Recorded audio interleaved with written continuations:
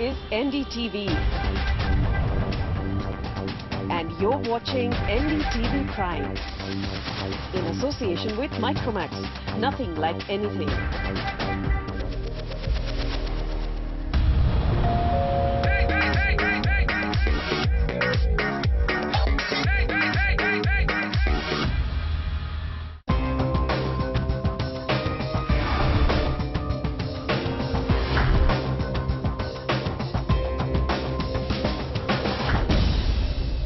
Property बाजार में निवेश की सटीक सलाह के साथ पेश है आपका पसंदीदा शो प्रॉपर्टी इंडिया।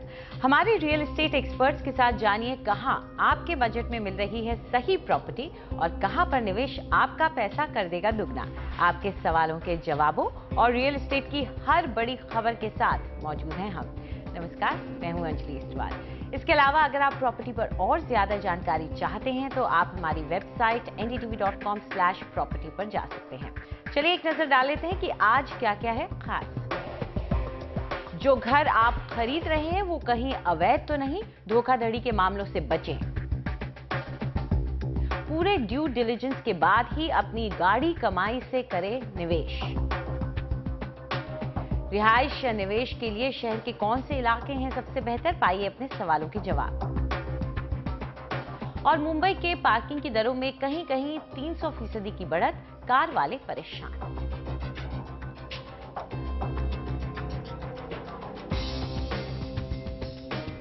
पिछले साल हमने देखा कि कैसे बिल्डरों की गलतियों और उनके लालच का नतीजा भुगतना पड़ा मकान में रहने वालों को। लेकिन ये कहानी महज दिल्ली और मुंबई की ही नहीं है, लगभग हर शहर में यही हाल है। लक्ष्मी शिवदास की खास रिपोर्ट। मनोज पचौरी पिछले 9 साल से बेंगलुरु के पाई लेआउट इलाके में रह रहे हैं, लेकिन वो खुश नहीं हैं। जिस अपार्टमेंट कॉम्प्लेक्स में इनका घर है उस पर कई लाख रुपए का जुर्माना लगा। वजह थी बीबीएमपी को इमारत का जो प्लान दिया था उसमें निर्माण नियमों का उल्लंघन किया गया था। जैसे जहां कार पार्किंग होनी थी वहां दुकानें बना दी गईं। जब इन्हें पूरा मामला समझ में आया तब तक बहुत देर हो चुकी थी। It was under CMC before, CMC Mahadevapura. हम अपनी प्रॉपर्टी को एक कट्ठा में बदलना चाहते थे। जब बीबीएमपी से इसका आकलन करने को कहा तो उसने बताया कि इसमें कई गड़बड़ियां हैं। इमारत प्लान के तहत नहीं बनी और प्लान भी जाली हो सकता है। हमें हर अपार्टमेंट का 1 लाख जुर्माना देना होगा। Built as per the sanction plan और the sanction plan itself may be fake। Colonel Ravindran का हाल भी मनोज पचौरी और उन बाकी 261 निवासियों जैसा है जिन्होंने 3 साल पहले पाई लेआउट में रहने की ठानी। यह पता चलने पर सब हैरान रह गए कि प्रोजेक्ट लॉन्च करने वाली पार्टनरशिप कंपनी अपार्टमेंट कॉम्प्लेक्स पूरा होने से पहले ही खत्म हो गई और सभी हिस्सेदारों ने अपनी अलग अलग कंपनियां खोल ली, जिससे कानूनी कार्रवाई करना बहुत मुश्किल हो गया। Group of people get together. बहुत बार हमने बिल्डर से संपर्क करना चाहा, लेकिन समस्या ये है कि कुछ लोग कंपनी खोलकर निर्माण करते हैं, इमारत बनाकर उसे बेचते हैं और जैसे ही तैयार होती है अपना ऑफिस बंद करके कहीं और जाकर नए नाम से यही काम करने लगते हैं। मनोज और रविंद्रन देश के हजारों खरीदारों में से महज 2 चेहरे हैं जो अपने सपनों के घर की तलाश में अवैध मकान खरीद लेते हैं। प्रशासन का अंदाजा है कि अकेले कर्नाटक में ऐसी 9000 ऊंची बिल्डिंगें हैं जहां या तो अवैध निर्माण हुआ है या फिर दूसरे नियमों की अनदेखी की गई है। See, the illegal construction definition can be very varied. It doesn't have to be that the entire building is illegal. अवैध निर्माण के अलग अलग मायने हो सकते हैं। जरूरी नहीं कि पूरी इमारत अवैध हो। बिल्डर ऊंचाई में, फ्लोर में यानी 50 तरह की गड़बड़ियां कर सकता है। इसलिए खरीदार को अच्छी तरह देख लेना चाहिए कि जो कहा गया है वही मिल रहा है या नहीं। Buyer should check if the approved plan matches with what he is getting in hand from the developer. जानकार कहते हैं कि अवैध कब्जे पर निर्माण आम बात है। इसके अलावा जितनी मंजूरी हो उससे ज्यादा मंजिलें, पार्किंग और दुकानें भी बिल्डर बनाते हैं। जमीन के मालिक न होने के बावजूद उसे बेचते हैं और इमारत बन जाने पर ऑक्यूपेंसी सर्टिफिकेट नहीं देते, जिसके बाद ही कोई इमारत रहने लायक बनती है। इनमें से किसी भी जुर्म के लिए सरकार आपके सपनों के घर को गिरा सकती है, जैसे कैंपाकोला मामले में हुआ, या घर से निकाल सकती है। I would recommend buyers to do 3 rounds of checks. First, मेरा सुझाव है कि 3 तरह के कदम उठाएं। पहला, वकील से सलाह लें। दूसरे प्रॉपर्टी सलाहकार की राय लें और निर्माण की परख स्ट्रक्चरल आर्किटेक्ट से करवाएं। इसके अलावा ये भी देख लें कि बैंक ने प्रोजेक्ट्स के लिए लोन मंजूर किया है और प्रोजेक्ट या बिल्डर रेटेड हैं या नहीं।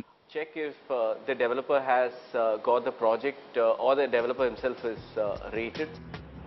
बिल्डर खरीदार करार ज्यादातर बिल्डरों के इतना पक्ष में होता है कि खरीदार ठगे जाने के बाद भी अदालत भी नहीं जा सकते।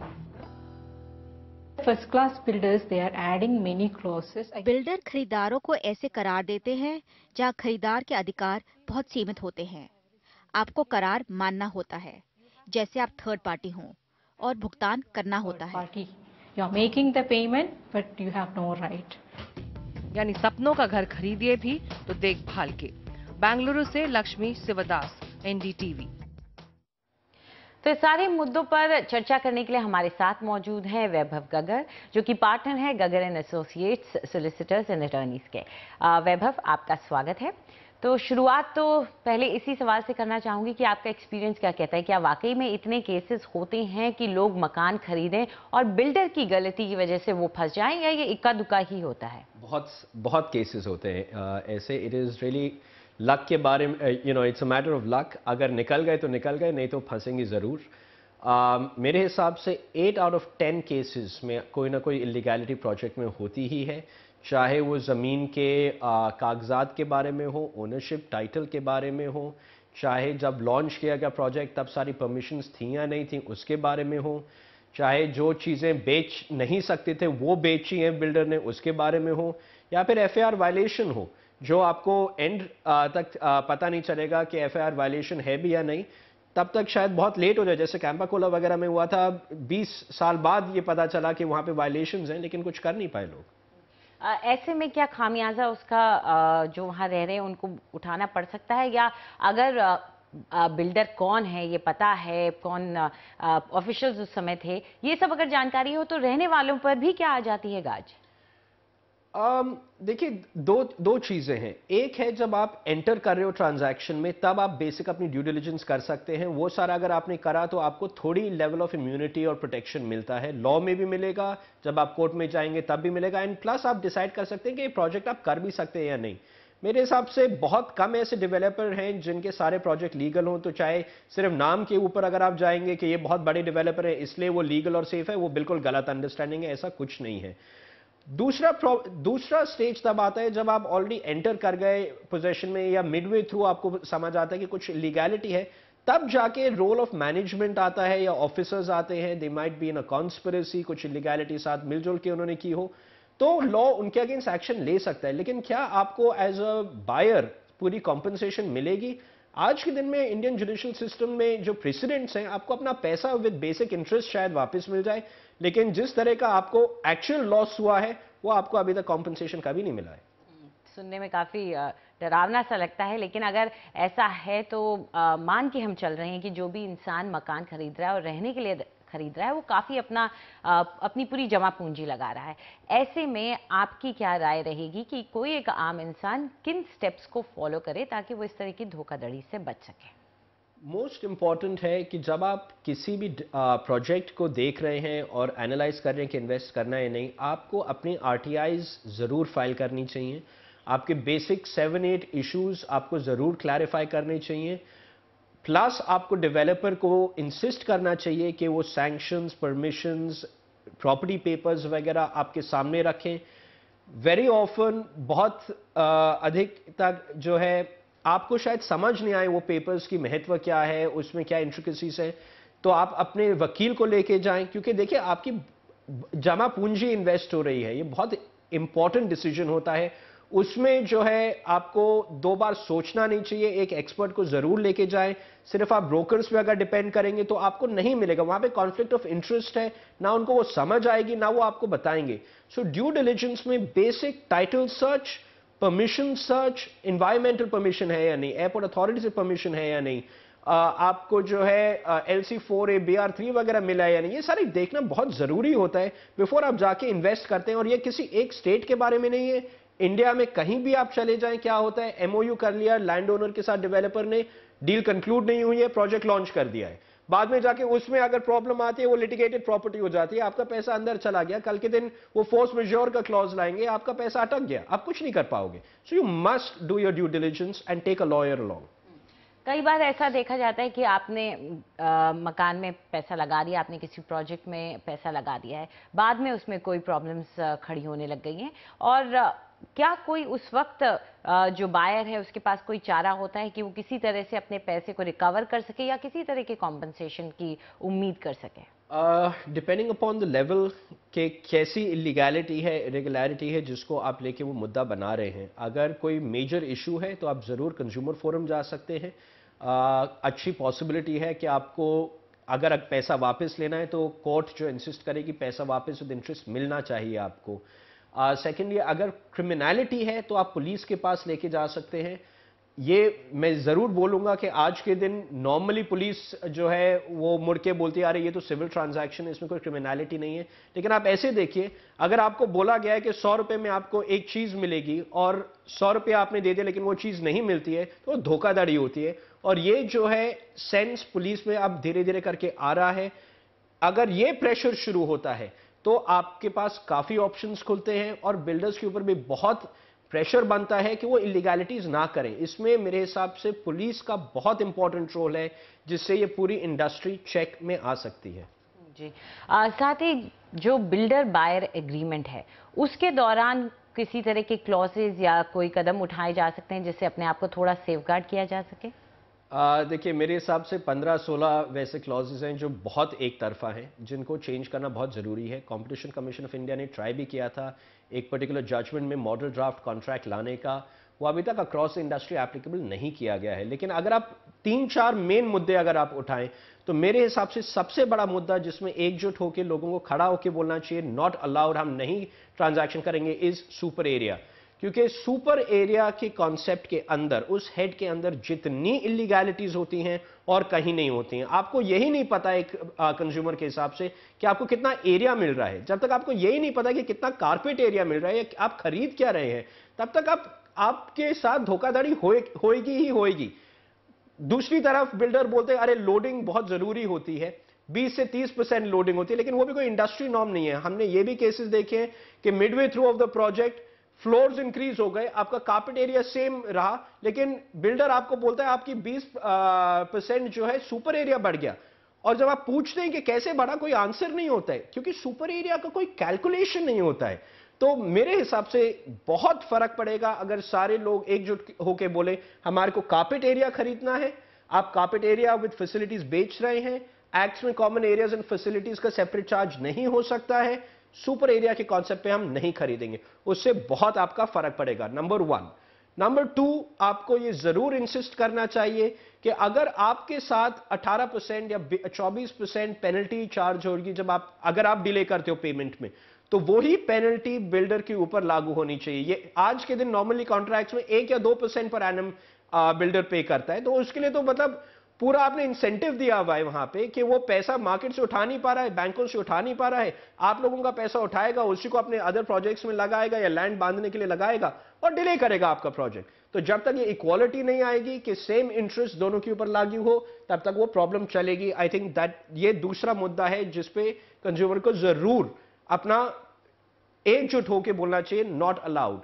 तीसरा, ड्यू डिलिजेंस की हमने बात करी ही, जब तक सारी परमिशंस वगैरह नहीं है तब तक आपको नहीं करना चाहिए ट्रांजैक्शन। और क्लॉज होना चाहिए अग्रीमेंट के अंदर टू से कि अगर कोई परमिशंस वगैरह झूठी इकरार करी गई या बिल्डर ने कुछ झूठ बोला अपने अग्रीमेंट में, तो उसके ऊपर पेनल्टीज होंगी, उसको इंडेमनीफाई करना पड़ेगा। इससे भी बिल्डर के ऊपर चेक्स एंड बैलेंसेस आते हैं। एंड चौथा एक मेरे हिसाब से जो इंपॉर्टेंट इशू है कि अगर डिस्प्यूट होती है तो आज के दिन सारे अग्रीमेंट में होता है कि आर्बिट्रेटर के पास जाएगी डिस्प्यूट, और arbitrator will be appointed by the builder. तो जिसके खिलाफ केस है वही उसमें आर्बिट्रेटर और जज अपॉइंट कर रहा है। ये इलीगल नहीं है, लेकिन मेरे हिसाब से बहुत अनफेयर है, स्पेशली जहां बिल्डर इतना स्ट्रांग होता है और दूसरी तरफ एक इंडिविजुअल होता है। तो बहुत जरूरी है कि इंसिस्ट करना चाहिए म्यूचुअली अपॉइंटेड आर्बिट्रेटर हो और टाइम बाउंड आर्बिट्रेशन प्रोसीडिंग हो। 6 महीने के अंदर आज के दिन ये आर्बिट्रेशन प्रोसीडिंग्स खत्म हो सकती हैं। उससे भी बहुत फर्क पड़ेगा, फेयरनेस में पड़ेगा, बिल्डर्स इतने ओवर कॉन्फिडेंट नहीं रहेंगे। ये 4-5 क्लॉजेज जो हैं बिल्कुल इंसिस्ट करने चाहिए। नंबर 5, आपका क्लब के ऊपर, कॉमन फैसिलिटीज के ऊपर बहुत झगड़ा रहता है। मैंने देखा है सोसाइटीज में, एसोसिएशंस में बिल्डर के साथ, आपके एग्रीमेंट में क्लियरली मेंशन होना चाहिए कि क्या क्या चीजें आपको मिल रही हैं इस पैसे में, क्या क्या एक्स्ट्रा चार्ज हो सकता है। जब तक वो क्लैरिटी नहीं आएगी, आप 2 साल, 3 साल, 4 साल तक उस फंदे में फंसे रहोगे जब वो कभी भी एक्स्ट्रा चार्ज कर सकते हैं आपसे। तो ये कुछ पॉइंट्स बताए, 5 खास पॉइंट्स यहाँ वैभव ने बताए हैं जो कि बहुत ज़रूरी है, जिन पर हर किसी होम बायर का गौर करना बहुत ज़रूरी है। आशा करते हैं अगर आप इन बातों का ख्याल रखेंगे तो आप किसी तरह की धोखाधड़ी में नहीं फंसेंगे। वैभव, आप स्टूडियो में आए और इतने सारे आपने पॉइंट्स बताए, उसके लिए बहुत बहुत शुक्रिया आपका। फिलहाल आगे बढ़ते हैं, वक्त है एक छोटे से ब्रेक का। ब्रेक के बाद प्रॉपर्टी खरीदने और बेचने की आपकी सारी उलझनें हम सुलझाएंगे, आपके सवालों के जवाब देंगे।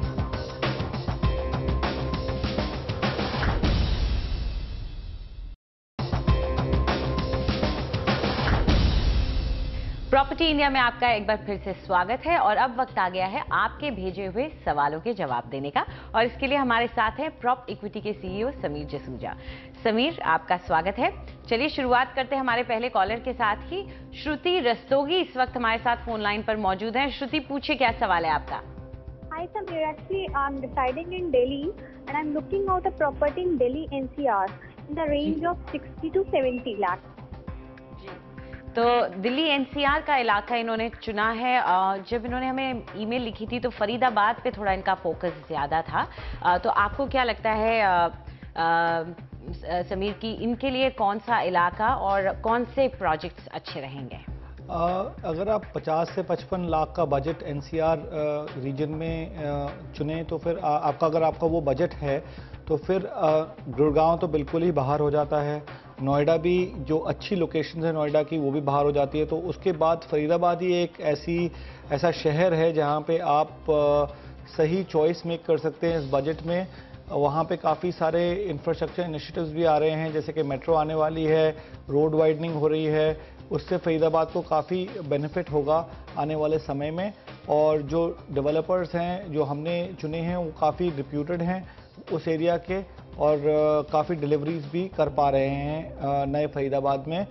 यहाँ पे औसत दाम जो हैं वो 3,850 रुपये स्क्वायर फुट हो चुके हैं। इन्वेंट्री ओवरहैंग अबाउट 16 एक महीने हैं और सालाना जो कि अप्रिसिएशन हुई है यहाँ पे कीमतों में बढ़त हुई है वो अबाउट 12% के करीब हुई है। जो प्रोजेक्ट्स हमने आपके लिए चुने हैं वो हैं प्रथम पूरी कंस्ट्रक्शन का, ये सेक्टर 84 में है, 3600-3700 रुपये फुट के बीच में मिल रहा है। ये 10 एकड़ टोटल लैंड में है और ये एक लग्जरी प्रोजेक्ट वहाँ पे माना जाता है। प्रोजेक्ट में swimming pool, fitness centre, gym, rain water harvesting की फैसिलिटी सारी अवेलेबल हैं और एक 4 एकड़ का सेंट्रल पार्क भी है जो कि एक सिंगापुर की कंपनी ने इसको डिज़ाइन किया है। जो सेकंड प्रोजेक्ट है, जो दूसरा प्रोजेक्ट है वो स्पा विलेज करके है ओमैक्स लिमिटेड का। ये सेक्टर 78 में है जो कि 3500 रुपये फुट पे है और ये 11.5 एकड़ पे प्रोजेक्ट बना हुआ है। 2015 में ये तैयार हो जाएगा। ये रीसेल मार्केट में ख़रीदा जा सकता है और फिनिशिंग स्टेजेस पे है। इसमें भी सौना, स्टीम, जकूजी जैसी फैसिलिटीज़ क्लब हाउस में अवेलेबल हैं। और आखिरी प्लैटिनम हाइट्स KLJ ग्रुप का सेक्टर 77 में 3350 रुपये फुट पे है ये। और ये प्रोजेक्ट 60 एकड़ की एक टाउनशिप है KLJ की, उसमें ये प्रोजेक्ट आ रहा है और ये प्रोजेक्ट भी 2015 में तैयार हो जाएगा और रीसेल मार्केट से खरीदा जा सकता है। जी, तो काफ़ी ऑप्शंस आपके पास आ गए हैं और जैसा कि आपको समीर ने बताया ये रेप्यूटेड प्रोजेक्ट्स हैं, तो आप निश्चिंत होकर के अपना पैसा लगा सकती हैं। श्रुति, हम एक बार फिर से आपको बता देते हैं कौन से प्रोजेक्ट्स हैं ये। प्रथम पूरी कंस्ट्रक्शन की तरफ से है, स्पा विलेज है ओमैक्स लिमिटेड की तरफ से, और जो तीसरा प्रोजेक्ट हम आपके लिए लेकर आए हैं वो है प्लैटिनम हाइट्स KLJ ग्रुप की तरफ से। चलिए आगे बढ़ते हैं। हमारी अगली कॉलर हमारे साथ फोन लाइन पर मौजूद हैं। शिवानी अग्रवाल हमारे साथ हैं। शिवानी जी, पूछिए क्या सवाल है आपका। जी, मेरा सवाल है, मेरी लोकेशन है पुणे मैम, और मैं पुणे में, मेरा बजट है 76 लाख का। इस बजट में मैं एक अच्छा घर चाहती हूँ, तो आप मुझे कुछ सजेशन दीजिए। बिल्कुल, पुणे का मार्केट पिछले कुछ सालों में अच्छा परफॉर्मेंस दिए, इसमें प्राइसेस भी बढ़ती रही हैं। तो समीर, यहाँ पर काफ़ी हमने मार्केट सुने जो कि बहुत अच्छे परफॉर्म किए हैं, तो आपसे ये जानना चाहेंगे कि इनके बजट को देखते हुए आप इनके लिए क्या सजेस्ट करेंगे, कौन सा इलाका इनके लिए सही रहेगा? देखिए, इनके लिए जो इलाका सही रहेगा, इनका बजट काफ़ी अच्छा है। तो एक इलाका है पिंपले सौदागर, जहाँ पे काफ़ी ज़्यादा सोशल इंफ्रास्ट्रक्चर भी है और सालाना बढ़त यहाँ पे काफ़ी बढ़िया हुई है पुणे के हिसाब से। अगर आप देखें यहाँ पे अबाउट 15% के हिसाब से सालाना बढ़त हुई है और पुणे में अभी थोड़ा स्लो डाउन आया है, पर पिछले 2 साल पुणे के लिए काफ़ी अच्छे रहे हैं बिकवाली में। और अगर आप यहाँ का औसत दाम देखें पिंपले सौदागर का, तो 5800 रुपये फुट पहुँच चुका है मिड सेगमेंट का। और यहाँ का इन्वेंट्री ओवरहैंग बहुत ही सेफ है, 14 महीने बस है और सप्लाई ज़्यादा है, उसके होने के बावजूद इतना कम इन्वेंट्री ओवरहैंग है। तो ये काफ़ी एरिया इलाका काफ़ी इंटरेस्ट में है लोगों के। और अगर आपने जो प्रोजेक्ट चुना है जिसका नाम है सुखवानी कैलिनियो, ये प्रोजेक्ट काफ़ी बेहतरीन प्रोजेक्ट है यहाँ पे, बल्कि औसत दाम से भी ज़्यादा है। 6200 रुपये पे ये अवेलेबल है और 2015 में ये प्रोजेक्ट तैयार होके होने वाला है। अभी भी आप ये डेवलपर से प्रोजेक्ट खरीद सकते हैं। इसका कारण ये है कि ये 4 एकड़ में प्रोजेक्ट है G+12 स्ट्रक्चर्स का। और अगर आप यहाँ पे देखें 162 यूनिट है बस, तो डेंसिटी इस प्रोजेक्ट की बहुत ही अच्छी है, बहुत लो डेंसिटी प्रोजेक्ट है ये। और सारे अपार्टमेंट्स यहाँ पे 4 साइड ओपन है, जो कि बिल्कुल भी किसी भी प्रोजेक्ट में नहीं मिलता है। और अच्छी अमेनिटीज़ हैं यहाँ पे, पार्टी लॉन है, मल्टीपर्पज़ हॉल है, जिम्नेजियम है, इंडोर गेम्स हैं। और ये पुणे इंटरनेशनल एयरपोर्ट से सिर्फ 20 किलोमीटर दूर पड़ता है और रेलवे स्टेशन से सिर्फ 5 किलोमीटर दूर पड़ता है। तो इस रीज़न से हमने ये प्रोजेक्ट को अपनी तरफ से यस बोला है। और यहाँ पे आपकी रेंटल इनकम भी 13 से 15 हज़ार रुपये महीना हो सकती है। जो 2 और प्रोजेक्ट हमारी तरफ से यहाँ पिंपले सौदागर में अच्छे लग रहे हैं, वो हैं रोजवुड्स। जीके डेवलपर इस प्रोजेक्ट को बना रहे हैं। ये 5000 रुपये फुट पे अवेलेबल है और ये प्रोजेक्ट भी 2015 में तैयार होके आएगा और सीधा आप डेवलपर से प्रोजेक्ट को खरीद सकते हैं। ये प्रोजेक्ट अबाउट 2.5 एकड़ में बन रहा है और इसमें अबाउट 10 टावर हैं, तो डेंसिटी इस प्रोजेक्ट की इतनी अच्छी नहीं है। और ये प्रोजेक्ट 5 से 6 किलोमीटर मुंबई बैंगलोर हाईवे से पड़ता है। सारे बैंक्स इस प्रोजेक्ट को अप्रूव कर चुके हैं और डेवलपर ने ओसी के लिए भी अप्लाई कर दिया है। और इसमें भी सारे अमेनिटीज़ अवेलेबल हैं प्रोजेक्ट में क्लब हाउस के द्वारा। और डेवलपर यहाँ पे 13 प्रोजेक्ट ऑलरेडी डिलीवर कर चुका है पुणे के अंदर, तो काफ़ी अच्छा लोकल डेवलपर माना जाता है। साई एम्बियंस वाधवानी कंस्ट्रक्शंस, ये प्रोजेक्ट भी 6200 रुपये फुट पे अवेलेबल है। थोड़ा महंगा है पर ये प्रोजेक्ट तैयार हो चुका है, 2013 में ये प्रोजेक्ट तैयार हो चुका था और ये सालाना 18% अप्रिसिएशन इन्वेस्टर्स को देता आ रहा है। और आज ये प्रोजेक्ट 7.5 एकड़ में बना हुआ है और 6 टावर हैं इस प्रोजेक्ट में। ऑलरेडी बहुत सारी फैमिलीज इस प्रोजेक्ट में रह रही हैं, पर ये प्रोजेक्ट आपको रीसेल मार्केट के द्वारा खरीदना पड़ेगा। और इसमें भी सारी सुविधाएं उपलब्ध हैं आपके लिए क्लब हाउस के द्वारा। और ये 400 मीटर दूर है साई स्कूल ऑफ एक्सीलेंस से और 1 किलोमीटर दूर है शक्ति हॉस्पिटल से। पुणे का मार्केट ऐसा भी है जहाँ पे बहुत लोग किराए पे रहने के लिए आते हैं, तो जैसा कि आपने भी जो खुद पसंद किया है उसका रेंटल इनकम भी समीर कह रहे हैं अच्छा है, तो शायद इसका फ़ायदा भी आप उठा सकें। तो एक बार फिर से नोट कीजिए, आपने जो चुना था उस पर तो समीर ने ठप्पा लगा ही दिया है, आप उससे बेधड़क होकर खरीद सकते हैं। इसके अलावा जो शिवानी आप पसंद कर सकती हैं वो है रोजवुड्स जीके डेवलपर की तरफ से, और साथ ही में दूसरा ऑप्शन जो आपके लिए हम लेकर आए हैं वो है साई एम्बियंस, ये है वाधवानी कंस्ट्रक्शन की तरफ से। तो ये 2 ऑप्शंस आपके पास हैं, जिसमें आप पैसा लगाना चाहें आप लगा सकते हैं। तो फिलहाल वक्त एक छोटे से ब्रेक का, आप लोग कहीं जाइएगा नहीं क्योंकि समीर अभी हमारे साथ हैं, वो कुछ और जगहों में निवेश के ऑप्शंस आपको बताएंगे। साथ ही ब्रेक के बाद हम आपको बताएंगे कि मुंबई में पार्किंग की नई दरों ने क्यों बढ़ाई कार मालिकों की चिंता।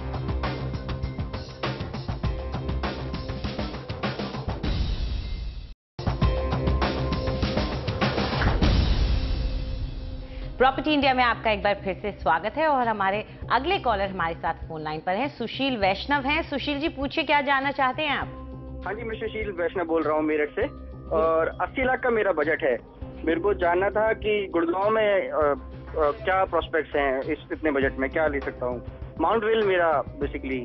जी, जी, आपकी ईमेल में भी आपने यही लिखा था कि मैप्सको का माउंट विल सेक्टर 79 में समीर है जो इनको पसंद आ रहा है। तो ये जानना चाहते थे कि क्या ये अच्छा ऑप्शन है, इसमें ये पैसा लगाएं, और 80 लाख का बजट आपको लगता है कि इसमें ये मैनेज कर पाएंगे या इनको आगे बढ़ना पड़ेगा? जो गुड़गांव के नए सेक्टर्स हैं उन सेक्टर्स में अभी भी निवेश किया जा सकता है 80 लाख के बजट में, क्योंकि कीमतें काफ़ी नीचे आ चुकी हैं। रीसेल प्राइसेस और प्राइमरी प्राइसेस में काफ़ी अंतर आ चुका है और ये एक बहुत अच्छी अपॉर्चुनिटी है इन्वेस्टमेंट करने की लॉन्ग टर्म के हिसाब से। जो प्रोजेक्ट आपने चुना है मैप्सको का, हम ये हिदायत देंगे आपको कि आप इस प्रोजेक्ट को ना देखें, क्योंकि ये सेक्टर काफ़ी अनडेवलप्ड है, अभी इतना डेवलप नहीं हुआ है, सोशल इंफ्रास्ट्रक्चर इस एरिया में नहीं आया है और इस प्रोजेक्ट में काफ़ी डिलेज भी हो चुके हैं। ये प्रोजेक्ट अब 2017 में कंप्लीट होने की बात हो रही है और पहले ये ज़्यादा जल्दी कंप्लीट होना चाहिए था प्रोजेक्ट को।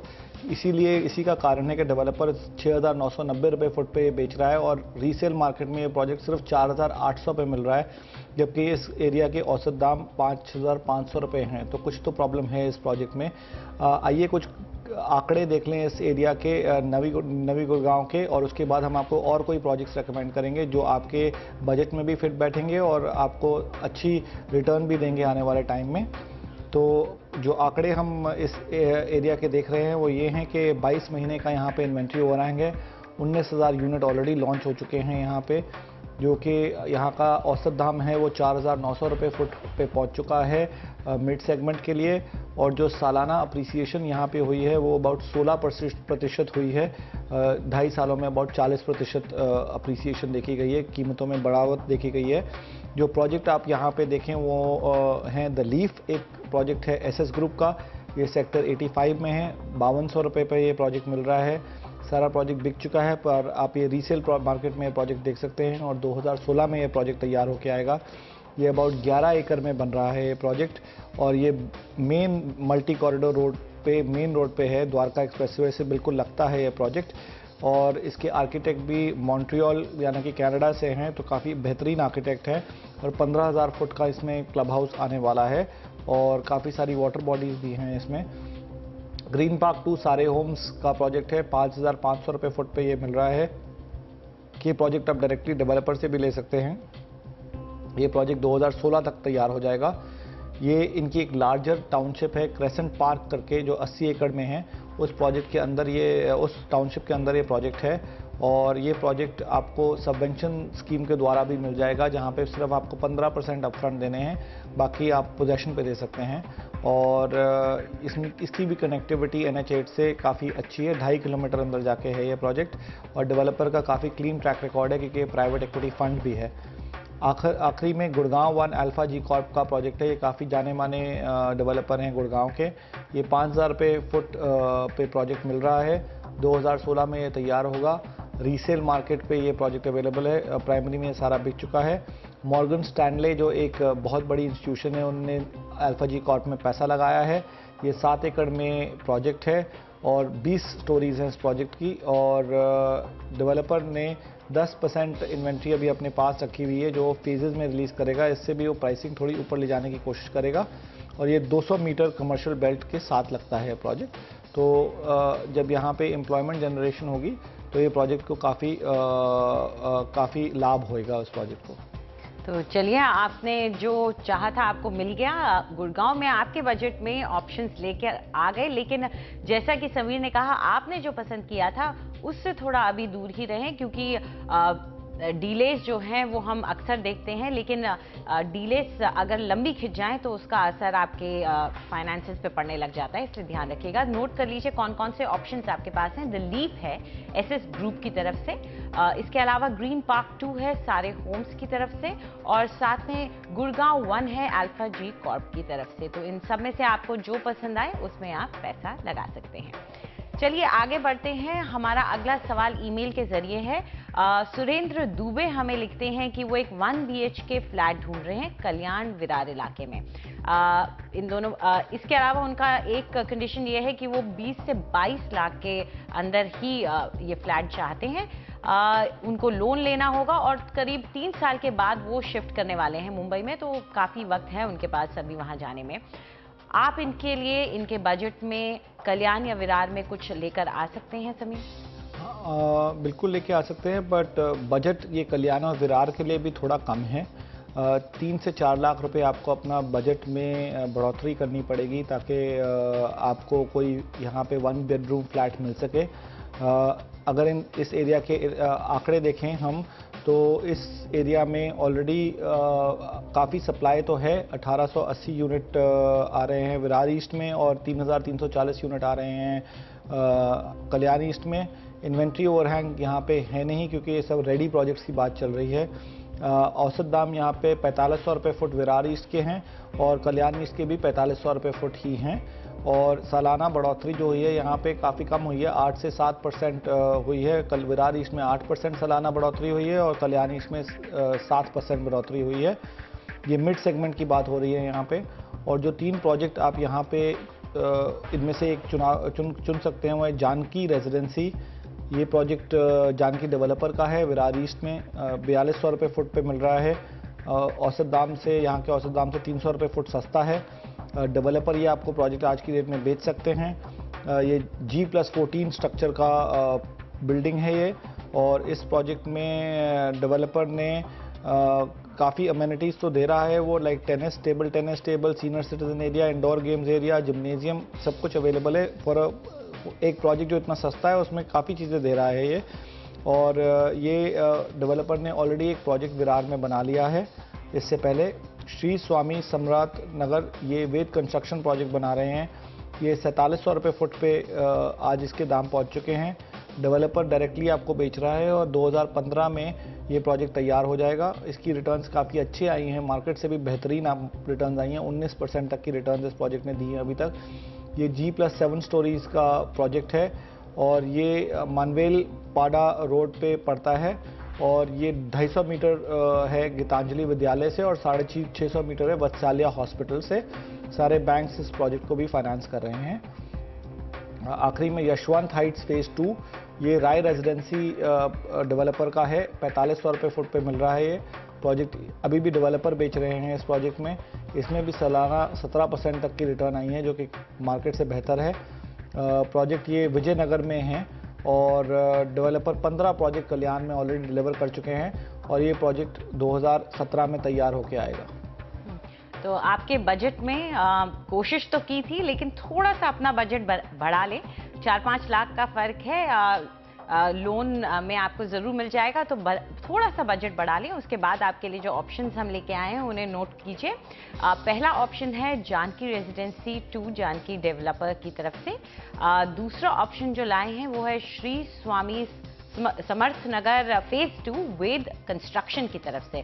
और जो आखिरी ऑप्शन आपके पास है वो है यशवंत हाइट्स फेज़ 2 राय रेजिडेंसी प्राइवेट लिमिटेड की तरफ से। तो ये 3 ऑप्शंस हैं, इनमें से आपको जो पसंद आए उसमें आप अपना पैसा लगा सकते हैं। समीर, आप स्टूडियो में आए और इतनी सारी जो मुश्किलें थी हमारी व्यूअर्स की, उन्हें आपने हल किया, उसके लिए बहुत बहुत शुक्रिया आपका। चलिए आगे बढ़ते हैं, बात मुंबई की। मुंबई शहर में पार्किंग की समस्या से तो सभी वाकिफ हैं, लेकिन अब जब बीएमसी ने पार्किंग की दरें लागू करने का एक नया तरीका अपनाया है, तो पार्किंग को लेकर घर खरीदार और बिल्डर दोनों को ही अपनी सोच बदलनी पड़ रही है। 2011 में जब राजेश जोगानी ने अपना फ्लैट बुक करवाया तो वो चाहते थे कि कम से कम 2 गाड़ियों के लिए पार्किंग की जगह हो। राजेश जोगानी अनोखे नहीं हैं। मुंबई में लोग अपनी बढ़ती गाड़ियों के लिए जगह भी तलाश कर रहे हैं। आज घर के अंदर 4-4, 5-5 कार्स होती है, तो बिल्डिंग के अंदर फैसिलिटीज अगर हमको कम मिलती है तो वो हम एक्सेप्ट करते हैं, पर पार्किंग के लिए एक्सेप्ट नहीं कर सकते और वो नेसेसरी है। मुंबईकरों के लिए पार्किंग की कमी कोई नई बात तो नहीं है, लेकिन इस बहस को बीएमसी ने मुंबई में पार्किंग की दरें बढ़ाकर एक बार फिर ताजा कर दिया है। नई दरों से शहर के कुछ हिस्सों में पार्किंग 300% तक बढ़ गई है। क्षेत्रों को A, B और C श्रेणियों में बांट दिया गया है। नरीमन पॉइंट और कोलाबा जैसे मसरूफ इलाकों में 1 घंटे की पार्किंग के अब 60 रुपए लगेंगे, जो पहले के मुकाबले 3 गुना ज्यादा है। सड़क पर पार्क करने का जुर्माना 50 रुपए है। Whatever parking space they are providing, nobody can identify the spots. Secondly, whatever spots are available, already they are illegally occupied. BMC are increasing the prices from 20 to 60, but they are not providing any kind of amenities to the parking holder. Builder अब अपने project बनाते वक्त parking का ख्याल रख रहे हैं। इसका लॉन्ग टर्म सोल्यूशन यही बोल सकते हैं कि अगर गवर्नमेंट एनकरेज करे बड़े डेवलपमेंट्स को, तो छोटे ताकि अगर बड़े डेवलपमेंट्स रहेंगे तो आपको ओपन स्पेस की रिक्वायरमेंट भी आपकी मिल जाएगी, आपके पोडियम पार्किंग भी बैठ जाएगी और जिसके अंदर आपके रैंप एक्सेसिबिलिटी भी मिल जा सकती है। भले ही बीएमसी इसे लोगों को अपनी गाड़ियां सरकार के निर्धारित की हुई पार्किंग में खड़ी करने की कोशिश के तौर पर देखती हो, लेकिन योजना में खामियां हैं। जिन 171 पार्किंग स्थानों की शहर में पहचान की गई है, उनमें से 99 पर इमारतों या झुग्गियों का कब्जा है। जाहिर है, इससे तो पार्किंग की समस्या सुलझेगी नहीं, इसलिए डेवलपर अब नई टेक्नोलॉजी के जरिए इसका हल खोज रहे हैं। मल्टी लेवल कार पार्किंग से लेकर हाईटेक ऑटोमेटेड कार पार्किंग और underground robotic car park system सभी का सहारा लिया जा रहा है। ऑटोमेटेड सिस्टम जो होते हैं या मैकेनाइज सिस्टम जो होते हैं पार्किंग के, वो एफिशिएंसी काफ़ी बढ़ाते हैं। वो मुंबई जैसी सिटी में जहाँ की जगह इतनी प्रीमियम पे बिकती है, स्पेस इतनी प्रीमियम पे बिकती है, वहाँ इसका यूज़ तो नेचुरल है, वो तो एक्सपेक्टेड है। इसमें लोगों का ज्यादा समय बर्बाद होने के अलावा ज्यादा पैसा भी खर्च होगा, लेकिन रोजाना बढ़ती गाड़ियों के लिए कोई हल तो निकालना ही पड़ेगा। मुंबई से अंकिता सिन्हा, एनडीटीवी। तो आपको रहने के लिए मकान चाहिए या फिर आप निवेश करना चाहते हैं, आप जो भी करना चाहते हो, हम आपकी मदद करेंगे। प्रॉपर्टी से जुड़ा आपका जो भी सवाल है उसे property@ndtv.com पर ईमेल कीजिए। चाहे तो आप हमें SMS भी कर सकते हैं। प्रॉपर्टी लिखिए, एक स्पेस दीजिए और अपना सवाल हमें 56388 पर भेज दीजिए। आपके जितने भी सवाल आते हैं उनकी पूरी रिसर्च के साथ ही यहाँ पर जवाब दिया जाता है। तो कोई भी फैसला करने से पहले हमसे सलाह जरूर लीजिए। फिलहाल इजाजत दीजिए, नमस्कार।